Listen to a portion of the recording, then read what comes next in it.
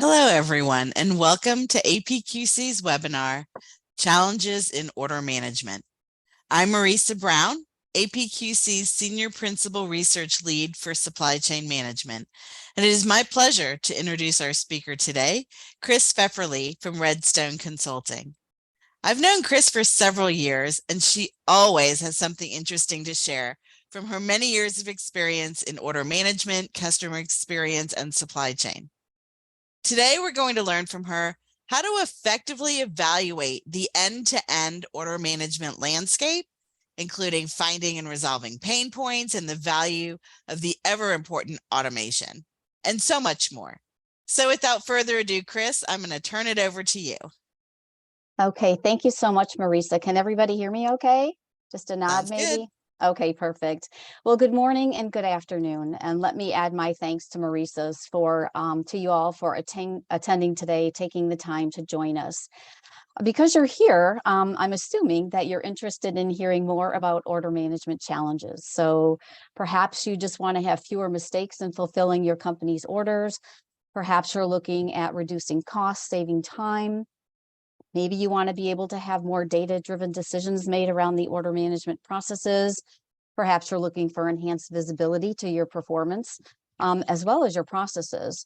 Maybe you just want to eliminate manual processes and enjoy a more frictionless experience in order management.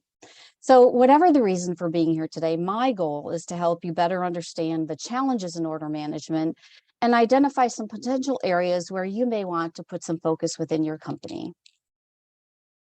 So it looks like I do have control of the slide, so that's great. So what I'd like to talk about today is kind of a high-level view of order management. What is it? What does the process look like? What are some of the end-to-end process pain points that most companies generally fall into? Share some opportunities for improvement, whether or not those areas are in or whether those issues are in the area of your processes, your people, technology, or even governance and metrics. And I would like to spend a little bit of time talking about why you should automate and what's the value in using technology to conduct that automation. And I would be remiss, since this is an APQC webinar, not to talk about focus on controls and measuring performance or metrics. That is an area that I feel is really important in the order management space, and one that sometimes gets kind of pushed aside. And then, of course, how do we look at and talk about the impact to the customer experience overall? So when you look at the order management process, and this is a fairly generic view of an order management process right here. I know some companies start much further up in the process with a proposal or a letter of intent. I'm going to start with order capture for simplicity's sake, and take you from order entry all the way through to managing returns, deductions, claims, or just processing customer inquiries. So generally what happens as an order comes into a company, and you can, if you could effectively staple yourself to an order and think about the process it goes through once it comes into the company. It goes through order entry. The order has to be validated. You have to manage any exceptions. And then you have to make sure you've got the product available to actually fulfill the order. And if there are supply constraints, how do you actually make sure that the product is going to the right customer at the right time? Then you got to send that information to a fulfillment center or a third party. You've got to pick and pack the order. You've got to load the order. You've got to ship the order, deliver the order, whether you're delivering it yourself or whether you're using a third party to deliver that order. And then, of course, since there are always issues related to orders and deliveries, you have to be able to manage returns of the product, damage to the product, claims against the product, deductions if you've got issues, and then also just really answering any customer service inquiry. So when you look at this process end to end, as an order goes through these different phases, there are opportunities for errors to occur, for delay to be interjected into the process, all of those resulting in a dissatisfied customer. So when an order comes in, depending on what industry you're in, you can have multiple sources from which that order is coming in. You could have low electronic capture. You could have people calling in orders, faxing in orders, sending them in via EDI. Perhaps you have a customer focused portal that your orders come in through. Perhaps they're coming in, they're being entered into SAP or a large ERP system.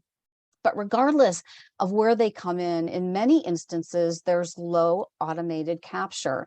And then when orders have to be validated, usually there can be master data issues, whether it's a pricing issue, the item code is wrong. There's configuration issues in terms of the validity of the order coming in. And all of these things cause the order management representative or customer service representative to stop the order. It gets blocked in its process and it gets held up until that gets resolved. In many cases, that resolution of that problem is a very manually intensive effort within a company, with communications going back and forth, either internal to the organization or external to the organization. And a lot of times the order gets really hung up in terms of product availability or scheduling. We've all come through the COVID pandemic. We've come through years of, and we still will be in years of supply chain constraints for a whole number of reasons, whether they be geopolitical or just inavailability of product or poor demand planning. But the net is there will always be product availability issues. So when you're scheduling that limited available product to your customer base, how do you ensure that the right product is going to the right customer at the right time? Do you schedule orders based on a first come, first serve basis? Do you have, first in, last out? Are you using customer segmentation to schedule your orders? Anytime the orders get held up because product availability is not 100%, you've got issues in terms of those manual activities coming back into play, delays getting interjected, and unhappy customers, especially if you automatically acknowledge orders and then you've got to go back and tell a customer, hey, look, I'm sorry, but we're out of stock, or a shipment didn't come in, this product's no longer available. So there are a lot of issues around scheduling the order, and not all of them are automated. When it comes to actually getting the order sent to fulfillment and packed and ready for delivery, in many instances, there are issues with master data in terms of loading trucks appropriately, getting the right labeling, all those things that are required to basically fulfill an order perfect the first time.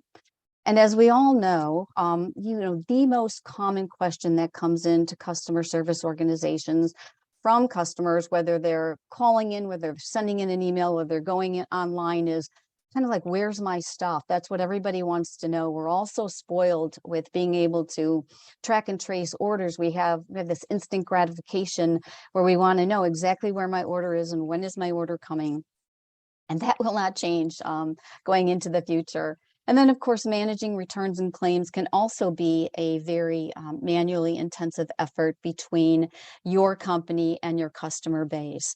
So the whole purpose of evaluating the end-to-end process is to make sure that your order is flowing through as effectively and as efficiently as possible, and that the way it goes through the organization is in the best interests of the customer. So do you look at the processes the order goes through from the customer lens, or are you looking at it from the company's perspective?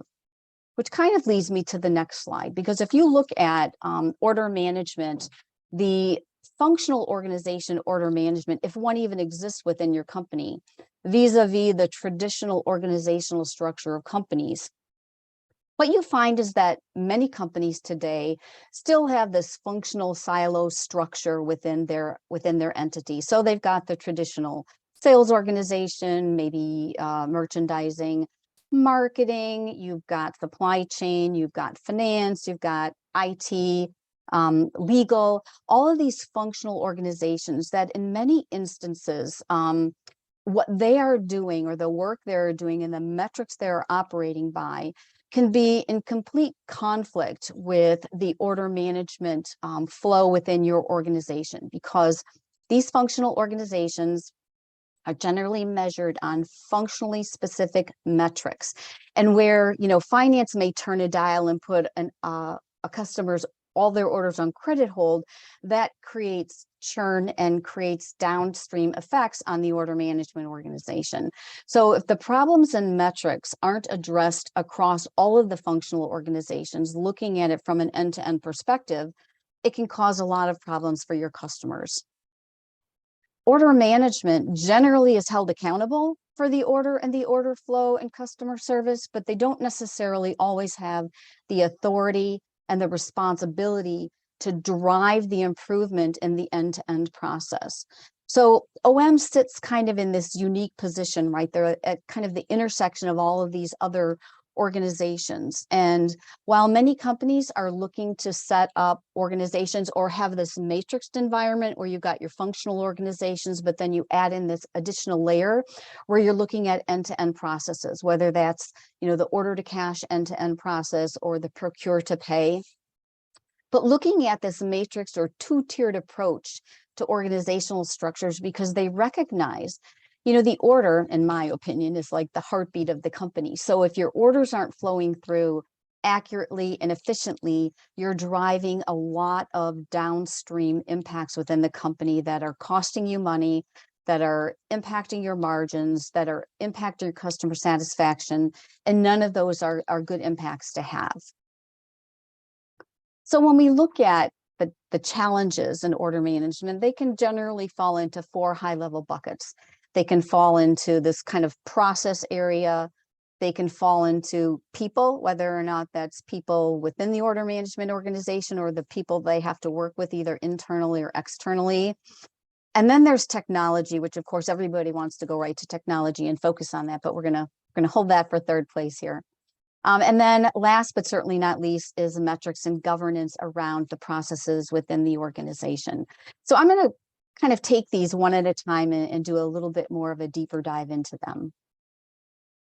So, and I'm going to borrow shamelessly here from my colleagues and friends here at APQC, because they did a study in 2022 looking at what executives and managers and within companies were thinking about in terms of focus on process management and process work. And 34% of those respondents basically said that they were working on defining and mapping end-to-end processes. And that's really what we've just talked about here from an order management perspective. And mapping processes, whether it's order management or any other area, should never just be a one and done type event, right? Because business is changing, markets are changing, competition is changing, technology is changing. So making sure we define and map the end-to-end processes, and which allows us to really kind of prioritize and focus on the right pain points that need to be resolved, needs to be done on a consistent basis, and all of that depends on how fast things are changing within your organization. Another key area, 29% of the individuals said that they were moving from a function-based to a process thinking culture. So the wording here is important. So it's a process thinking culture. It's not, well, let's just throw up the 52 cards and bring them down an entirely new organizational structure, right? It's kind of what I alluded to with a matrix view within the organizations, because I don't think companies will ever get away from the functional silos within an entity. I mean, they've been in place for a long, long time, and they will continue to be in place for a long time because they serve very valuable purposes. But having that matrix structure where you're also looking at the end-to-end process, cutting through those functional silos and looking at it from a performance perspective is key.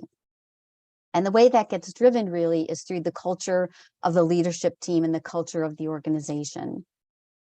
28% of the respondents said that they wanted to make sure that they were improving the maturity level of their process management practices.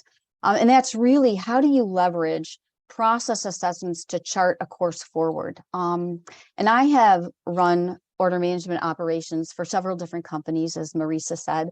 And I've also worked for a major league consulting firm for many years running order management. And there are interesting and different approaches to process management and process evaluation. You can look at your current as-is processes, and you can say how I want to get to a new as-is state, and you can look at the gaps between them and map a transformation plan that gets you from point A to point B. Then I've had clients who started off on that approach, and then new management comes in and they say, wait a second, I don't want to do that anymore. I want to just run straight to state of the art. So I want to look at what is the art of the possible, and I'm going to jump right to that.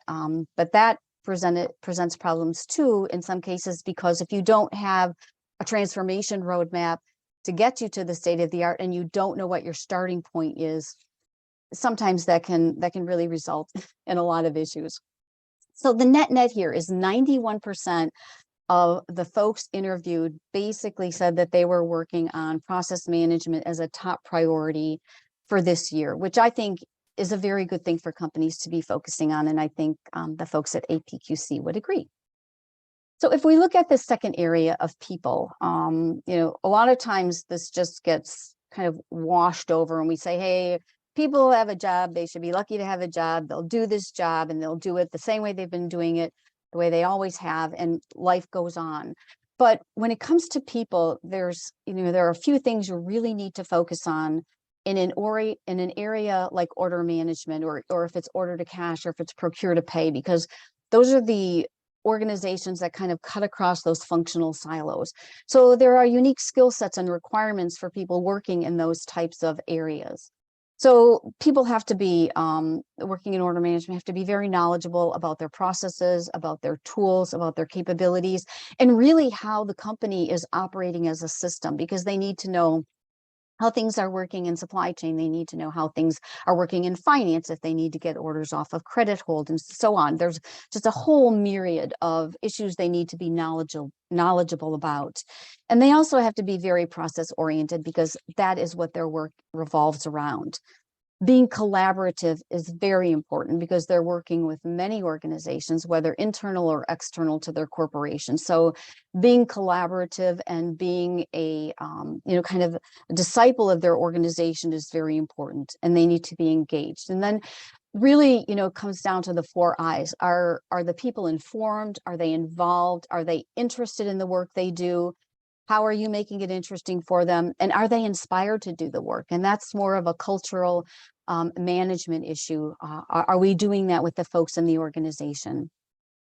The organization structure can play a huge impact, whether or not you're set up from a geographical perspective to service your customers, whether or not you require co-location, you have people working in remote offices or locations, whether people are offshore, whether you've gone offshore and now you're reshoring, which is a very popular view right now, whether you're functional or cross-functional, and whether or not you utilize customer segmentation. And I have to believe that most companies today have some form of customer segmentation within their organizations, whether it's very ingrained or whether it's loose and based on tribal knowledge.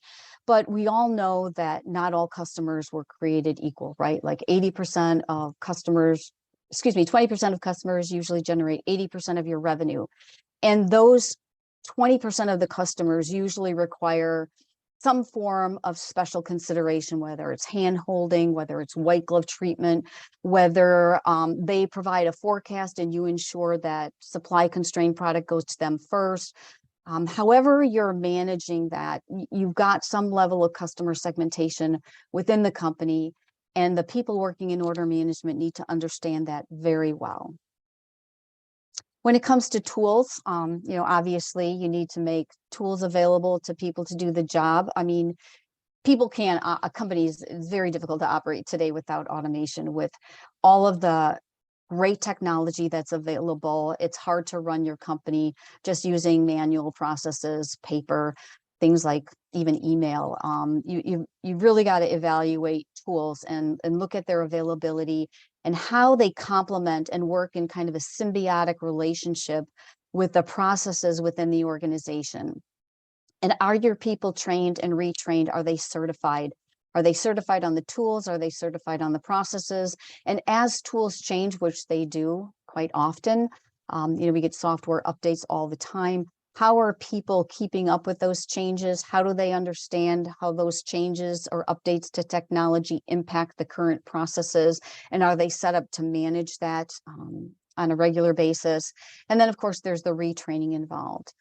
And people in order management, folks that work in order management, the leaders in order management, they really need to be customer experience focused. So I say this a lot and I really mean it. It's like looking at your company from the customer's lens instead of looking at it just from, well, my organization does this and this is how I do things. It's looking, and I think that my performance in this area is good, but that just might be in one functional area, and other functional areas are impacting overall corporate performance, and the customer is getting a really crappy experience. So being focused on best-in-class mentality, being engaged, being invested, and especially as customer segmentation comes into play, being very relationship oriented between your people in order management and your customer segments.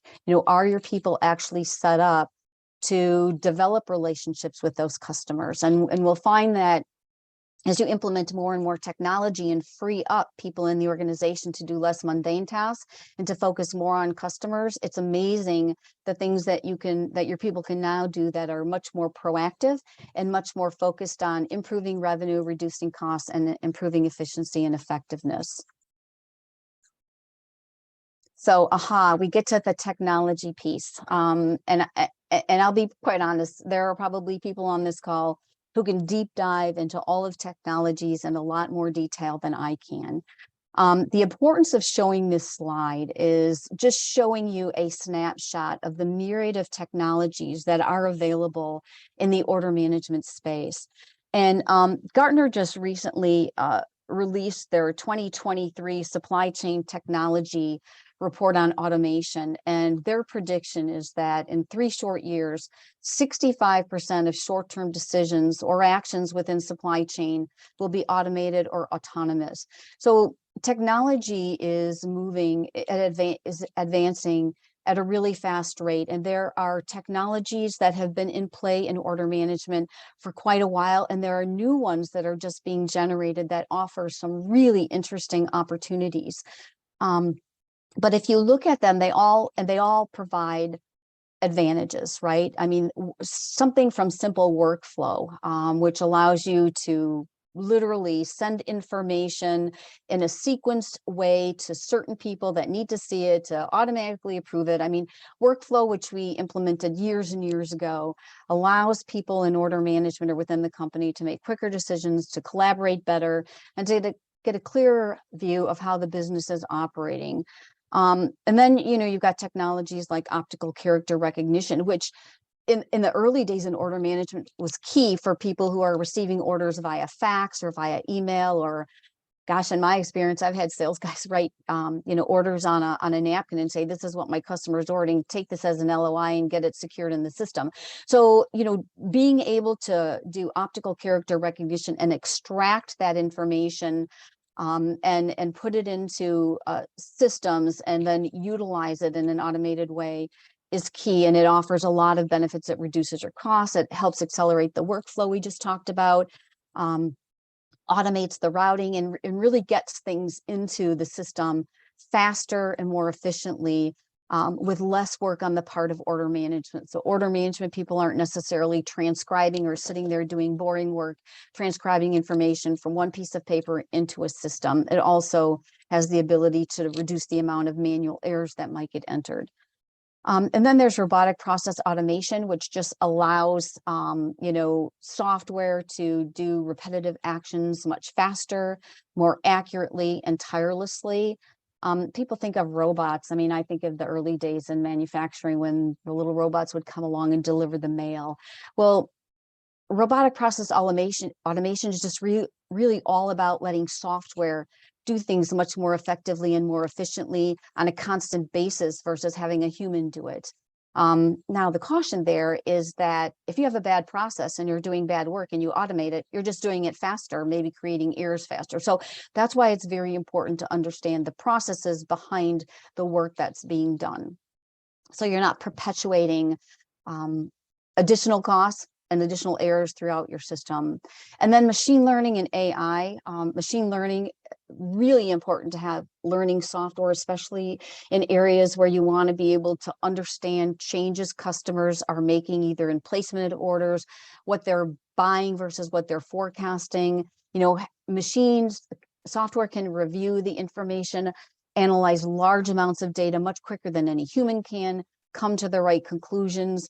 So it's very important in the order management area, dealing with customer purchasing patterns, to be considering machine learning and artificial intelligence. Natural language processing is also very key in terms of understanding text, having conversations with customers, having conversations with third parties. It's been a huge focus in order management and customer service organizations as well. And then we get to, and hopefully you guys can see this because I can't see it on my screen. The people are in the way. But the last one on here is generative AI. And that is a huge focus right now, generative AI, in terms of what it brings to organizations, in terms of being able to evaluate large amounts of data, create new content, and be able to make predictions about what customers may want, what may happen with certain products. It's a huge area of focus right now, and not just by businesses, right?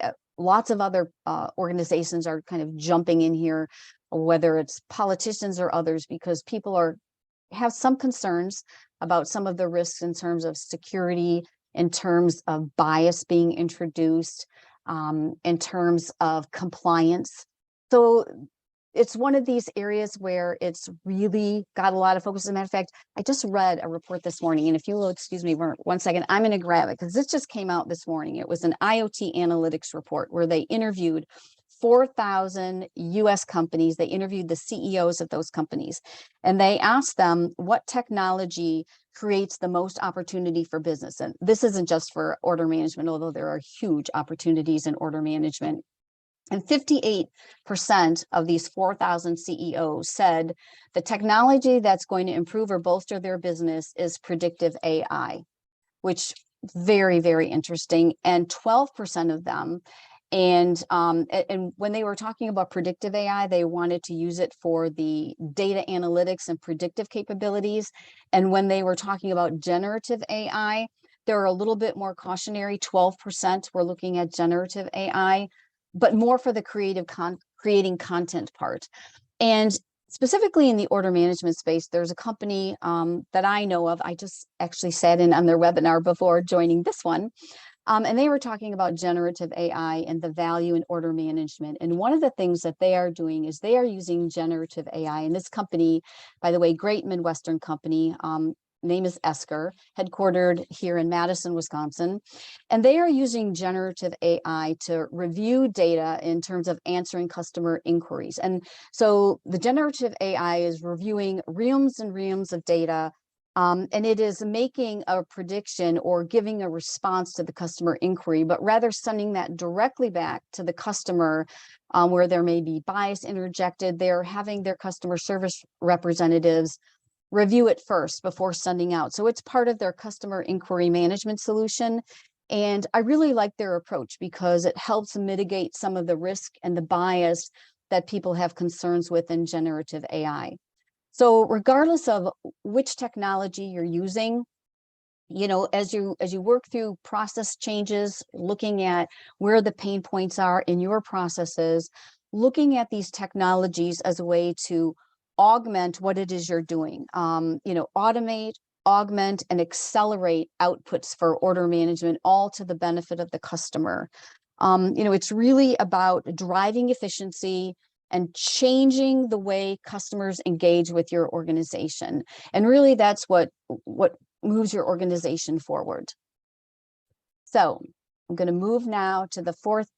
Oh, let me see. Sorry, got the automation going here myself. So when you look at all of this technologies and you overlay them on the process we saw before, what we are really going for here is we're really looking to eliminate or minimize the pain points in the process. So instead of seeing the little stop points or crossbars between the different activities within order management, what we want to see here is this nice flow going all the way from start to finish for the order management process. So mapping out those processes and augmenting them with technology allows you to get a more clear and top-level view of how your operation is performing.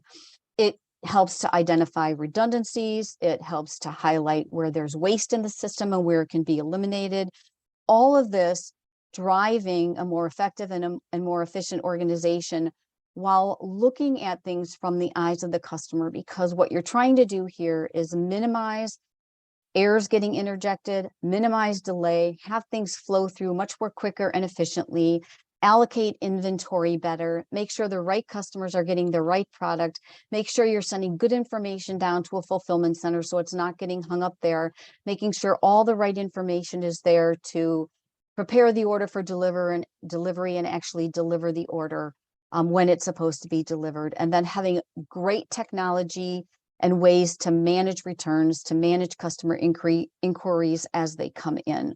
So it's all about reimagining the order management landscape. So combining all the digital emerging technologies, and like I said before, these are just a few of them, to embed the end-to-end intelligence across this entire business function or process we call order management.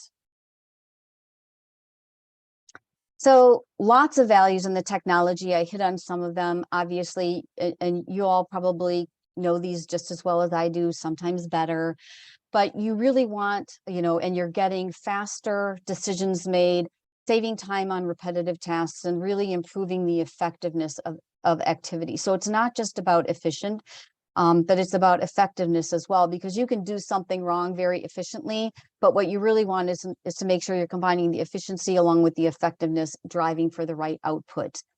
The technology allows us to really improve collaboration, whether it's internal or external, as well as communication. And something that technology does much better than any of us ever possibly could is leveraging large amounts of data coming from multiple sources quickly and accurately with enhanced visibility. And now with the creative abilities of generative AI can now actually create content for us that can be delivered directly to a customer. Or as a cautionary note, can be reviewed before sent directly to the customer. And predictability, improving predictability is very key. I mean, the availability of machine learning and learning what's happening and how things are changing and letting folks know that, this has changed or that has changed, react accordingly, improve the customer experience, very important. And of course, reducing costs and risk and improving compliance is always key. And when we get to the people part of these 4 areas, freeing up your employees to do more value-added activities. On the webinar I was just on before attending this one, the folks at Esker talked about the ability to, once you've got the tools and the automation working for you, there are so many things that folks can be doing from a proactive standpoint in terms of upselling, contacting customers about promos coming up, focusing on white glove service, all those things that they can work on now that are more interesting and stimulating for them versus, manually working on solving problems. So the combination of process evaluation, using technology where it's helpful, really helps improve employee morale. It helps keep employees retained longer, and it helps in terms of acquiring employees. When employees learn that you're using the latest in technology, that you're servicing your customers well, it always makes it much easier to get them to come on board. And this 4th area is in the area of metrics. And this is something I've been doing quite a lot of work with some clients recently. And here are 4 things that I found in working lately on metrics. So much of the, and I wouldn't even call it metrics, I would call a lot of it data, but much of the data and metrics, if not most, are geared to a functional organization's performance within the company. There are a few that companies look at on a regular basis, like DSOs, but a lot of it is really focused on looking at how one particular organization is performing, how finance is performing, how supply chain is performing. And quite honestly, some of the things that are looked at are interesting and they're great for that particular organization, but it gets back to that where I said when you're in a functional organization and somebody in supply chain turns a dial one way and it has a negative impact somewhere else. So, an individual working in inventory management and supply chain who's worried about line fill rates could be doing a total disservice to the customer because they're only focusing on lines when the customer cares about getting their total order filled. So there are so many examples I have seen of companies sitting in meetings once a week, reviewing all this data, handing out action items. People go away, they get busy, they come back a week later and they're still the same old issues. So there are a few end-to-end metrics available to measure the order management performance in play. And by in play, I mean it needs to be real time and it needs to be actionable, because it's one thing to have data and metrics and look at them and just kind of, well, what do we do about it? Don't know. You've got to be able to drill down and find the root cause, resolve that root cause, and move on to the next. Otherwise, it's just data you're looking at on a regular basis. I've also seen that there's a gap in governance over metrics and little focus on the root cause analysis. And that to me is very important. You don't need to have a workbook full of metrics to be running your business more effectively and more efficiently. You need to have the right metrics, and in the order management space, they need to be looking at things from the customer's perspective, not necessarily internal to the company's perspective. There's that balance there, or that mix, that matrix view that you need to have. And then also, most companies don't effectively measure their own performance against either industry standards or their competition.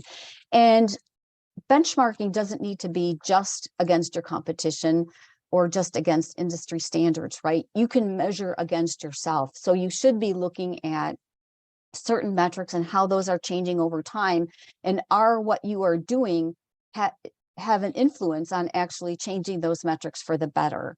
So 4 key results from working with companies on how they use their metrics to guide performance.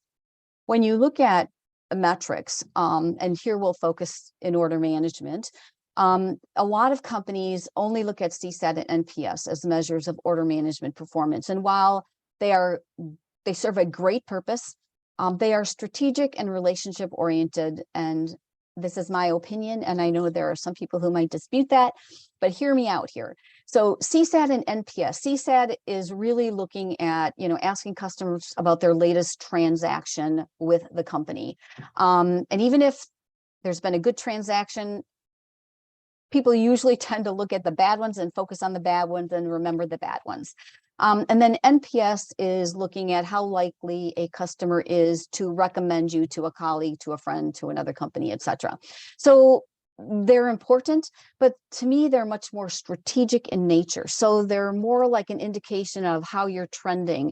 And they're more a measurement, in my opinion, of the brand name of the company, not necessarily how order management is performing. So what I like to focus on is metrics that can help drive change quickly. So metrics that better represent the end-to-end process within the organization. And I've picked 3 here to share with you today. Yes, I do like these 3 for a number of reasons, and I'll share them with you. OTIF, which is on time in full.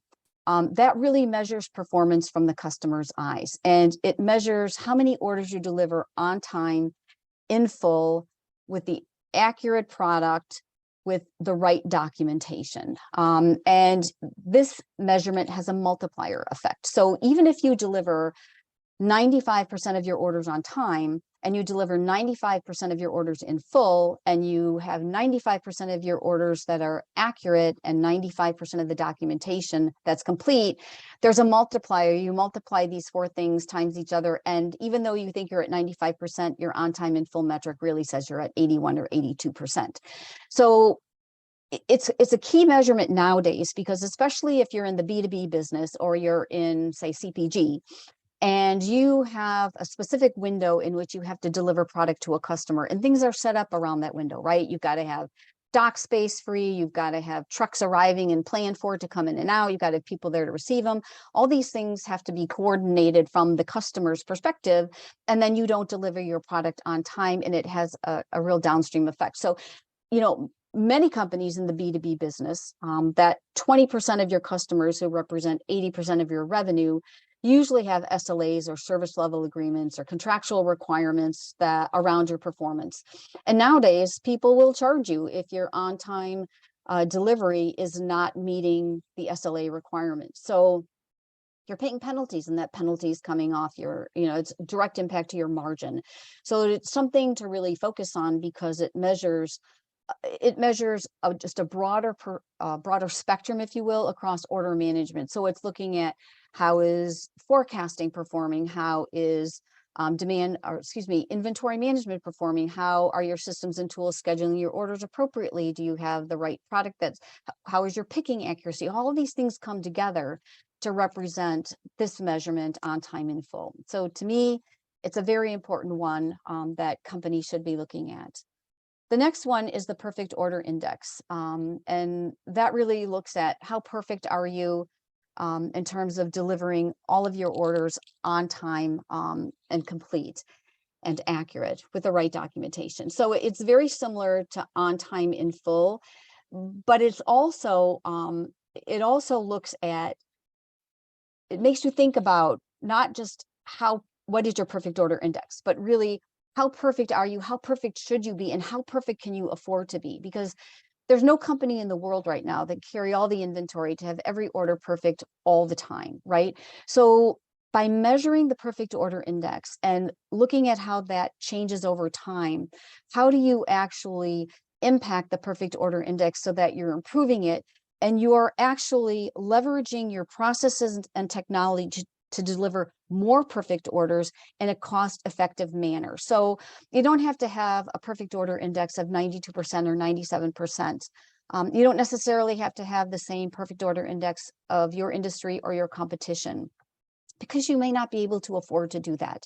But you need to understand what those are, but you really need to focus on, more perfect orders for your company in a cost-effective manner that meet your customers' needs. So your customers may be different from customers in a different industry, most likely they are. So it's not always good to just benchmark externally, but I like benchmarking internally over time to see how what you're doing is actually moving the needle. And then the zero touch index, or no touch orders, people call this different things, is looking at how many times you have to touch an order. And if you recall that first chart I showed you with the end-to-end order management process, and it looked at all of these areas where an order can get stopped or held up because somebody has to touch it to verify master data, or somebody has to go in and change a price because this customer is supposed to be getting a sale this week. All of these things that cause you to touch an order. And if you look at the average cost to touch an order, and it varies greatly by industry, but if it costs you $15 to $50 to touch an order, and on average you're touching orders, a certain percentage of your orders 2 to 3 times, which is very common in retail, by the way, and in CPG, every time you touch an order, it's costing you $50, let's say. So for one order, for one customer, $150, and then you look at how much volume you're doing in those orders and the cost. If you're a large B2B company, or you're a large CPG company, or a large manufacturing company, and you're very transaction based in terms of your orders, you're talking about millions of dollars a year wasted on touching orders, when in fact, if you looked at your processes, outline the pain points, use technology to automate, kept improving, you could really bring those costs down. And then also, from a metrics perspective, there should be some level of a governance process or a structure to guide and determine the improvement opportunity. So if you have a PMO office within your organization, product management or process management organization, that helps you develop a transformation roadmap within your company and helps drive improvements, your improvements have to get kind of balanced against other improvement opportunities within the company. So is there a governance process within your organization to help you champion your improvements that you need in the order management space vis-a-vis all of the other improvements that might be going on in the organization? And of course, benchmarking is very key. And benchmarking, like I said, doesn't always have to be against industry standards or the competition. I really am a big proponent of starting by benchmarking key metrics within your own organization and watching how they change over time as you make changes to your processes and tools. So, we touched on those 4 areas: the processes, the people, the technology, and the metrics. They all have an impact on the customer experience. So looking at these activities, if you're working all of these and you're focusing on making these improvements, the net, it follows that if you become more efficient and more effective, customers are happy, they're going to buy more, your revenue is going to go up, right? So, and as you work on that, your costs will go down and your margins will improve. So it really becomes a win-win for the corporation. You get an increase in customer satisfaction, their loyalty improves, and you can save a lot of money. And in B2B and CPG, this is huge, the amount of money paid against SLAs or contractual requirements for non-performance. So real focus on that. And it's amazing how the processes and the technology can help you stay kind of in line with that and mitigate the amount of money you're paying for that. So, and then, as we've all heard, especially big focus on this during COVID, happy customers make for happy employees, and happy employees stay longer and do a better job for us.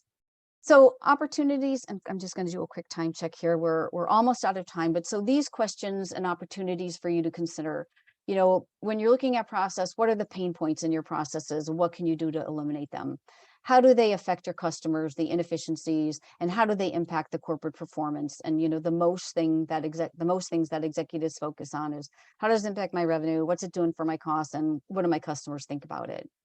When you're looking at people, the second area, how are the inefficiencies affecting your personnel? Do you have the right structure to best serve your customers? If you don't have the best structure, we drop down to the metrics area. Do you have the right metrics you're measuring to check those processes in terms of how your customers viewing your organization? Could your employees be better served by doing more meaningful work? And do they have the right skill set moving forward? When it gets to technology, what are the opportunities for automation in your organization to improve performance? And what technology should you even consider? And then how quickly is that technology implementable and scalable? Right now, nobody wants to set off on a 3-year, $60 million implementation, because by the time you get halfway through it, the whole landscape has changed. The technology is updated. And so you kind of spent a whole lot of money and you might not get the results you're looking for.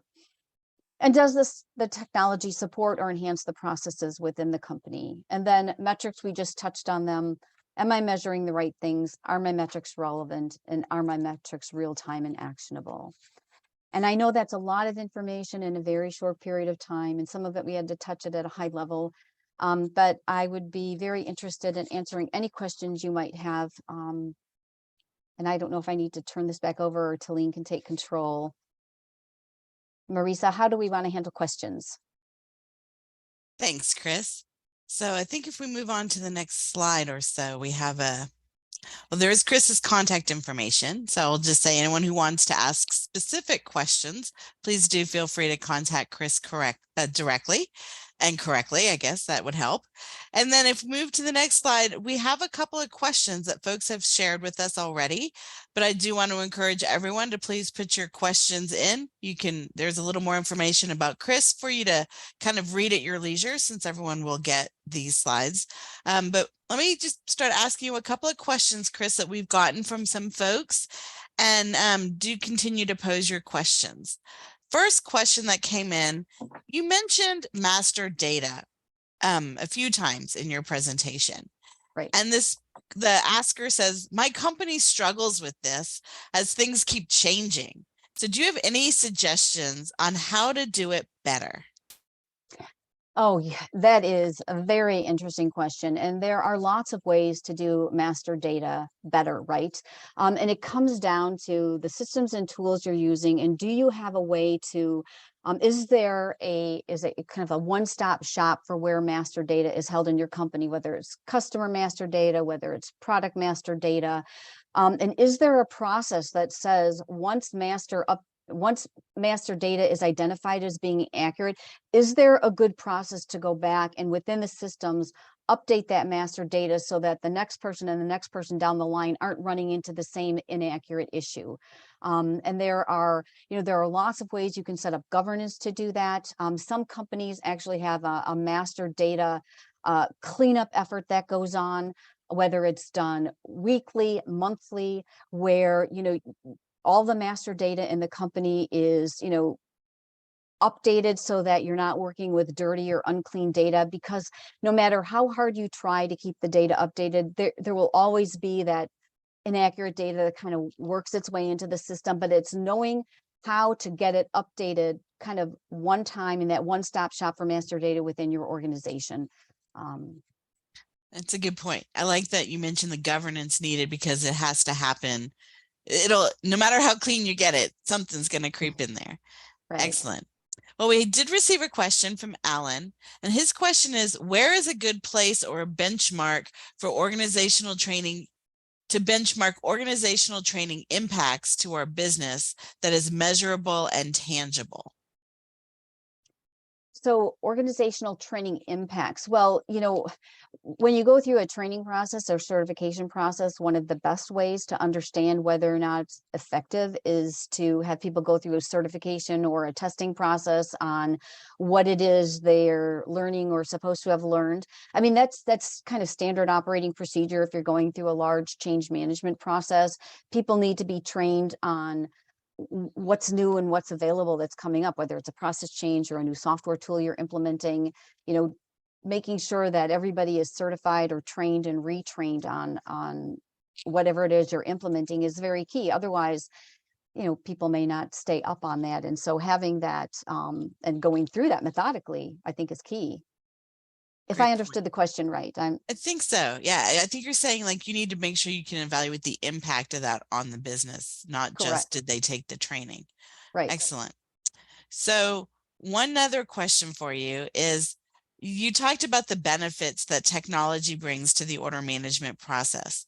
But and I think with all the news around AI and generative AI and chat GPT, do you still see that there are things that CSRs are or humans still do better than the machines? Absolutely. I mean, machines are great at repetitive activities without making mistakes, working on them efficiently and tirelessly. Machines are great at analyzing large amounts of data, but humans obviously play a role, right? Because humans are, no matter how advanced AI is, there's still that creative visioning and planning that needs to be done by humans. Humans are the ones that enlist their teams to get excited and energized about work. Humans are the ones that establish relationships and rapport with the customer. I mean, unless you're looking at science fiction movies, it's hard for, an AI or a robot to generate a relationship with a human being. But humans are really good at people management, at getting people excited and energized about activities. So I think there will always be a need for humans in the process, no matter how advanced the technology becomes, because humans are the ones that have empathy. They're the ones that are more creative than the machines, and they have emotional intelligence, which, as far as I know, robots don't have that yet. I guess we'll find out I as time guess. goes on. I think we have time for one last question. Oh, wait, well, maybe two. Next question, and you may have just addressed this a little bit, but how do you see generative AI playing in order management at the enterprise level? At the enterprise level, do you think that means at the whole corporate wide Yeah, level? I think that's what they mean. Okay. So, I mean, one of the benefits of generative AI, right, is reviewing all of the data that's available. So at an enterprise level, there are so many sources of data within a company. And this kind of goes back to the master data question, because if certain pockets of an organization are keeping master data and there isn't one repository or source of it, that causes problems. So generative AI having the ability to look at data both internally, externally, analyze that data, predict outcomes, make recommendations is very key. The caution there is that having AI do that all on its own and that information going external from the company can pose a risk, right? So Mhm. being able to review that, analyze that, make sure it's accurate, make sure there's no bias being interjected. Those things, those will be worked out as well over time. But right now, there's caution over doing that, especially depending on how sensitive a company's business information is. I mean, if you're a biotech company, you probably are looking at that differently than if you're, making toothpaste. So, I mean, there's just differences in businesses that require differences in how you're first using it, rolling it out, and how far you allow it to go on its own. Good point. Good point. And I think we have time just for one more question. And that is, you mentioned the OTIF, on time in full measure. And then you also alluded to perfect orders. Why do you think it's so hard to achieve this notion of a perfect order. If you staple yourself to an order, as you said, and follow it through the company, why do you think it's so hard to get to this perfection? So perfection is such a vague, esoteric term, in my opinion, because perfection is really how perfect do you need your orders to be in order to have a great customer experience. The reason it's hard is because honestly, if you look at companies in one industry versus companies in another industry, different companies have different ways of measuring perfect order index and on time in full. So I'm not aware yet of an industry standard, if you will, that says this is how everybody has to measure it, right? People measure it differently. So it's hard to get to because, first of all, I don't think a lot of people measure perfect order index. They may be measuring on time in full, but then, there's the question of, do you measure it to the customer request date? Do you measure it to the date you commit to? There are all these things around how do you get to a standard definition of it?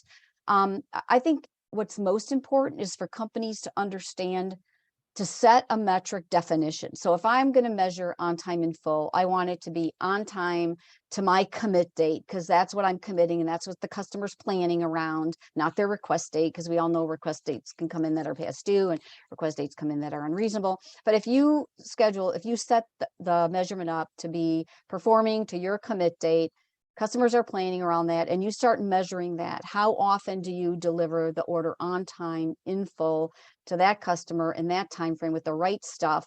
And then as you go over time, what's happening to that metric? And we've even gotten sophisticated enough in some of the metrics to break it down where you're looking at on time in full delivery from a particular distribution center. So I work for a company, we had 26 DCs around the country, and we want to look at OTIF overall from a corporate perspective. We wanted to look at, okay, what's going on in the Southeast versus the Northeast versus the West, et cetera, because all kinds of things can play, right? Weather, anomalies, transportation issues, theft from employee, all kinds of things can happen. So we broke it down into creating a heat map around the country.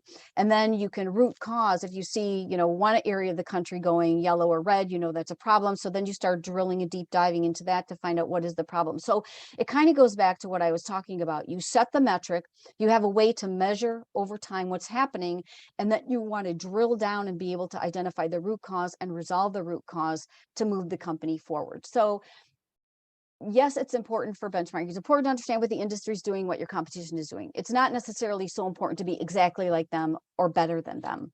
It's important to understand your own performance. Absolutely. Great point. Thank you so much, Chris. And this has been a wonderful presentation. We appreciate all of your insights and your guidance. Thank you also to all of our attendees for joining us today. And if you are interested in continuing your learning, we have included in this presentation some additional resources from APQC regarding events and training. And I do have just a few reminders for everyone. You will receive a copy of today's slides and recording in just the next 2 business days. And we ask if you could just share your satisfaction. We also appreciate customers' feedback when the webinar closes. You're welcome to visit our website to learn more about other upcoming events. And if you're interested in sharing your own story, please reach out to us. And as always, connect with APQC via social to get the latest updates. Thank you again, Chris.